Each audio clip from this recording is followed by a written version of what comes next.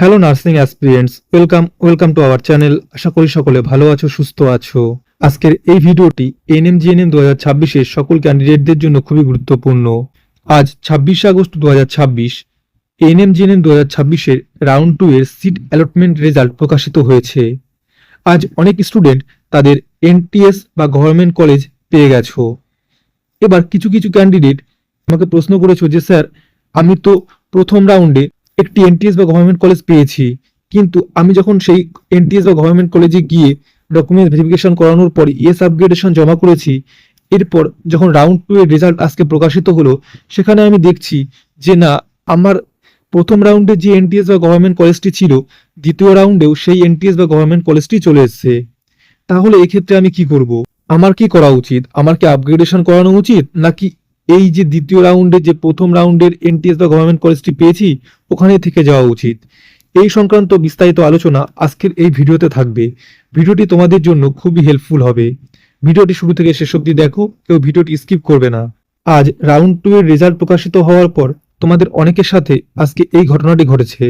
অর্থাৎ তোমরা অনেক ক্যান্ডিডেট আছো যারা রাউন্ড 1-এ যে এনটিএস বা গভর্নমেন্ট কলেজটি পেয়েছিলে সেখানে আপগ্রেডেশন করানোর পর রাউন্ড 2-তে গিয়েও সেই একই এনটিএস বা গভর্নমেন্ট কলেজটি আছে, এবং তুমি চাইছো যে না আপগ্রেডেশন করাবে। যদি তুমি ভাবো যে না, আমি রাউন্ড 3-র জন্য আপগ্রেডেশন করাবো, তাহলে তোমাকে আর কিছু করতে হবে না, তোমাকে ওয়েট করে যেতে হবে রাউন্ড 3-র জন্য।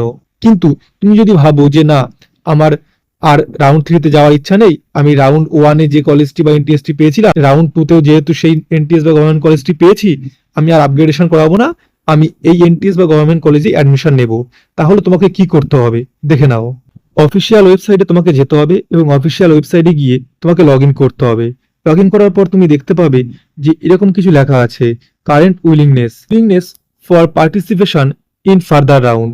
অর্থাৎ তোমাকে পরবর্তী রাউন্ড অর্থাৎ রাউন্ড 3-র জন্য তুমি উইলিং আছো, অর্থাৎ রাউন্ড 3-তে তুমি বসতে চাও এবং রাউন্ড 3-তে তুমি দেখতে চাও যে তোমার জন্য কি কোনো এনটিএস বা গভর্নমেন্ট কলেজ আছে কিনা।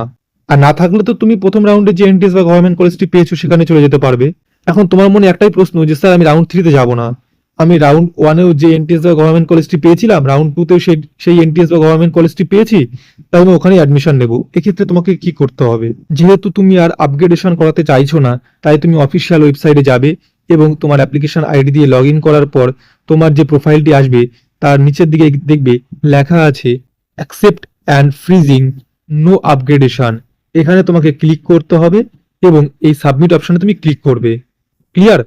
তাহলে কি হয়ে গেল? নো আপগ্রেডেশন হয়ে গেল, অর্থাৎ তুমি ওই এনটিএস বা গভর্নমেন্ট কলেজ যেটি পেয়েছো ফার্স্ট রাউন্ডে সেখানে গিয়ে তুমি অ্যাডমিশন নেবে। আজকের এই ভিডিওতে তোমাদেরকে এটুকুই বলার ছিল। ভিডিওটি যদি তোমাদের কাছে ইনফরমেটিভ মনে হয় তাহলে অবশ্যই একটা লাইক করে দিও। যে সকল ক্যান্ডিডেট এখনো এই চ্যানেলটি সাবস্ক্রাইব করোনি, অবশ্যই চ্যানেলটি সাবস্ক্রাইব করে পাশে থাকা বেল আইকনটি প্রেস করে দিও। দেখা হবে পরের আরেকটি ইনফরমেটিভ ভিডিওতে। সবাই ভালো থেকো, সুস্থ থেকো। জয় হিন্দ, জয় ভারত।